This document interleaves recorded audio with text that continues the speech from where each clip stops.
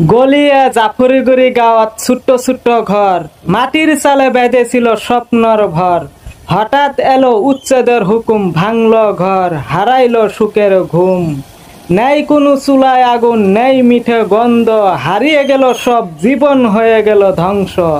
আহারে কষ্ট লাগে, দেখেন কি অবস্থা।